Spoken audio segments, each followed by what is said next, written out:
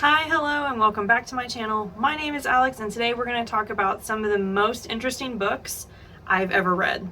So, how do I define most interesting books? So, basically, these are books that just live rent-free in my head. No matter how long ago I've read them, they're always books that I think about all the time. I'll catch myself like, oh yeah, that one book that's like this, or that has this plot twist in it, or has this type of character in it. So these are books that just constantly have stayed with me. This is going to be like a broken down series because I honestly could talk about books forever and I don't really want to do that to you guys. So we're just going to do 3 titles today. Make sure to hit all the buttons down below. That way you know when I'm posting. If you want to skip around, timestamps are down there too. So let's get into it. The first book we're going to talk about today is Sin Eater by Megan Campisi. Campisi? I think I said that right. This book had such an interesting premise, and I couldn't really figure out if it was extreme dystopian future or if it was supposed to be set back, some time ago, if it was kind of like a historical book. Obviously it's fictional. The idea of it is why this one, I'll never forget this book. Now, did I like it?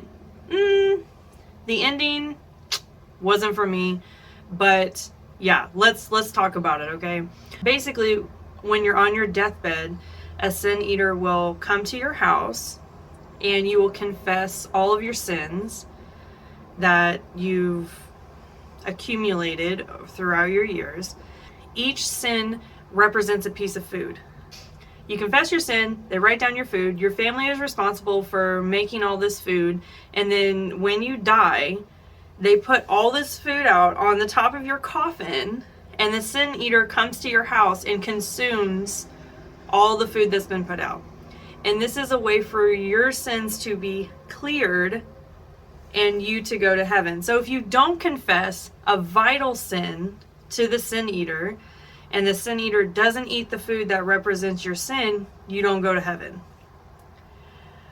The whole idea of this is just so wild. And there's some foods that everyone has on their coffin, like mustard seeds is one. I think that represents lying, because everybody's lied about something. And then there's some big ones like adultery, murder, things like that. And if these are not placed on your coffin, if you don't confess to doing them and the sin eater doesn't eat them, then you don't get to go to heaven. And the sin eater themselves, first of all, it's a woman, and she's branded, and she has this collar around her neck that identifies her as a sin eater, and she is basically guaranteed to go to hell because she's eaten everyone's sins her whole life, and she's not allowed to talk to anybody. It's this whole thing. It's so weird and interesting. And so our main character, she gets in trouble with the law. When she gets to court, they're you're gonna be the next sin eater, and so she has to go and apprentice with the senior sin eater to learn how to do it and everything. They can't talk to each other, they can't communicate, and it's this life of banishment. So someone of the royal persuasion is dying on their deathbed, and they go, and of course she confesses her sins to the sin eater, and they make a list of foods. And then on the day that she's dead, the day that the sin eater is coming, there's a deer heart on the top of the coffin, and the senior sin eater refuses to eat it. And so that's what the whole story is about, us finding out why this senior sin eater won't eat this deer heart, what the deer heart represents. There's a whole sort of mystery about it. But all the while, the regular sin, the sin eater that just got, banished, she's still trying to find out how she fits in the world now that she's not really a part of it, trying to figure out why this whole thing is happening to her. So, like I said, I didn't really like the ending. I thought that the plot arc was very weak. But the concept of this book, I will never forget the concept of this book. It was so wild to me. And someone in one of the comments of this book, the review, said It's like mixing Alice in Wonderland with Handmaid's Tale. Couldn't agree more. Could not agree more. That is exactly what it felt like. Because, it's not lost on me that sin eaters can only be women. I mean, there's moments in this book when you're like, I see you, misogyny, okay? So the concept of this book was just, this book is one of those books I'll never forget about. And that's why it's on the list of most interesting books, because I'll never forget about this book. Regardless if I liked it or not, I'll never forget about this book. Let's move on. Okay, next we're going to talk about What Should Be Wild by Julia Fine.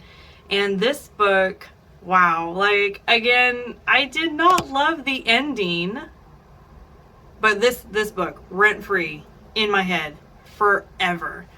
So we start with Maisie, who has lived a very sheltered life. Her father is an anthropologist and basically has just turned Maisie into a science experiment. Like, he doesn't treat her like a father would. He treats her like a scientist watching a specimen, because anything that Maisie touches dies.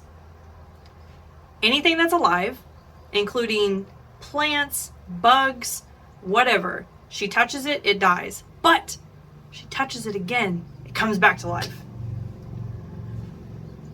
Like, imagine growing up with that weird ass ability, okay?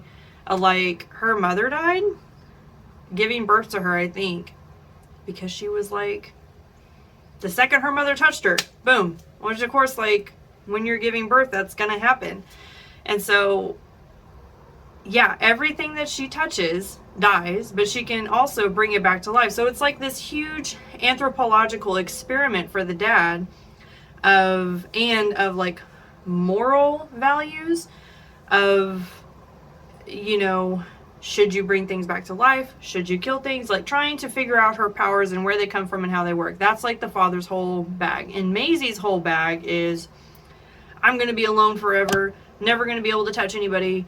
I'm like doomed to spend the rest of my life inside this house, basically. And then on the edge of their property is woods, and these woods are said to be cursed by the women of her family. Like, men walk into these woods and lose their minds, and sometimes they come back out, and sometimes they never come out.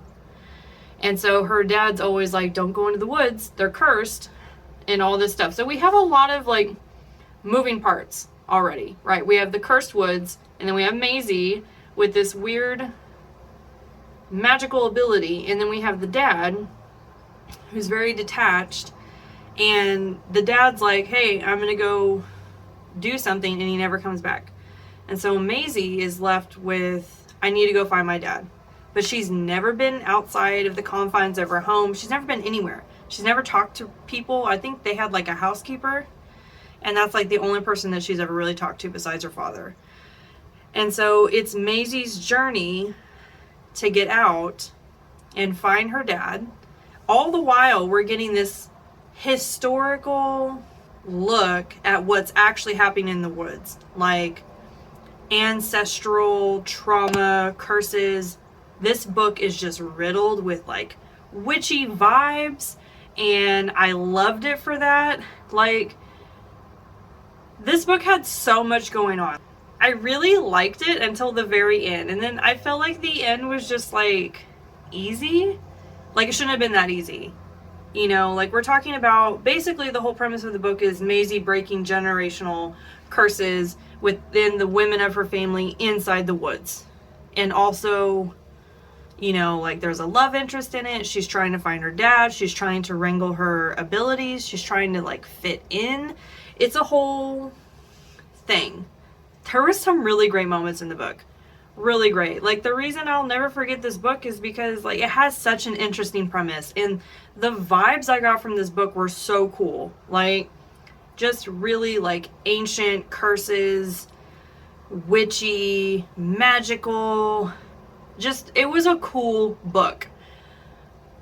I mean, I still didn't like the ending, but it was a cool book. Like, I can't get over this book. Like, I'll have to read it again. And I don't reread books, but I'll have to read it again and see if I can, like, rectify in my heart that, yes, I did actually like the ending. Seriously, this book was really cool. Okay, so the last book we're going to talk about today is Artemis by Andy Weir. And if you don't know, Andy Weir is the author that wrote The Martian. I much prefer this book to that. I feel like everyone's read The Martian or seen the movie, you know, and it's good, but this is better. Okay, so we have our main character, Jazz, and she lives on Artemis, which is the first and only city on the moon. There's a really big separation between the people that actually like live there and work there and the people that live there because they're like billionaires basically, and the people that go there for tourist purposes.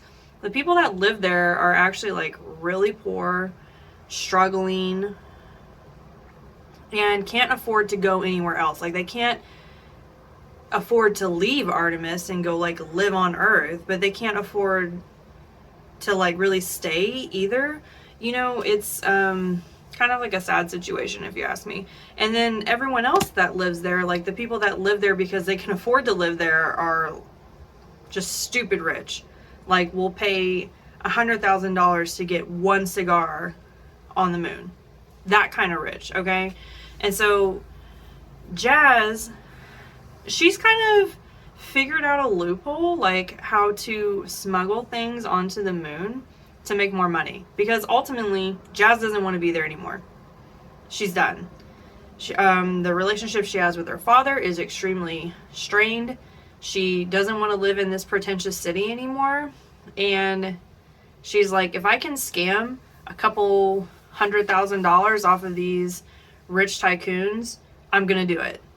And then basically she finds herself in the crosshairs of like a murder conspiracy, and the rest of the book is her trying to figure out how to keep herself from getting murdered and how to catch the person who actually caused the murder. The reason I like this book, so Andy Weir has this really great way of writing highly scientific stuff with it being easily digestible. This book was so much easier to digest than his other book, The Martian. And the character Jazz, I loved her. Like, she was such a badass. Like, she just like took no crap from anybody. She was her own woman. She was snarky and funny and sarcastic, and a lot of trauma. She had a lot of trauma, honestly. But I just loved the character of her, and I love the setting on the moon. Like, I loved the idea of there being a whole city on the moon. And Andy Weir really gets into it, like how they have water, how they have air, how the whole city was built, how they built the city. And basically we get into all this, and Jazz has to use her brains to figure out how to keep this big conspiracy from like blowing up basically and like killing everybody on Artemis. She saves the day, or she tries to, you know, like that's the whole point of the book, is her trying to get ahead of whatever this big thing that's going to happen happens. And she's just super smart, but she's also extremely complicated. And I loved the character Jazz. I loved her. I feel like a lot of people don't like to write hard female characters. Do you know what I mean? And this was a hard female character. And that was just super exciting to me. I feel like a lot of people don't write hard characters. Like, they want female characters to be kind of like soft and feminine, and she was not.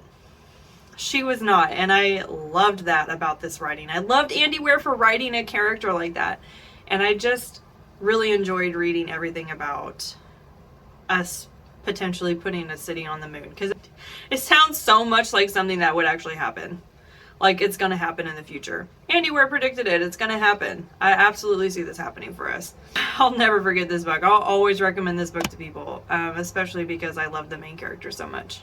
Okay, I said I was only gonna do 3 books, so I'm only gonna do 3 books. I will come back with more parts to this series because I've read some really interesting books. You know, there's just those books that you never forget. These are the types of books I really love to talk about because they stay with you forever. I think that's the most successful thing that you can do as an author is write a book that someone will never forget. And these are only 3, but I'll never forget these books. These books will always be with me because either the premise was super cool and just so obscure, or the characters, I just love the characters so much. So make sure you hit all the buttons down below so you know when I'm posting. Next week we're going to get into the Maybe series again. I know you're super excited about that. Everyone loves the Maybe series. Just wanted to say, when I sat down to film this, I was like not having the best day. Super stressed out. I have a lot going on, but like talking about just these 3 books has really like turned my whole attitude about the day around. Yeah, so even if no one watches this, it helped my day a little bit. So yeah, I'll see you guys next time. Bye.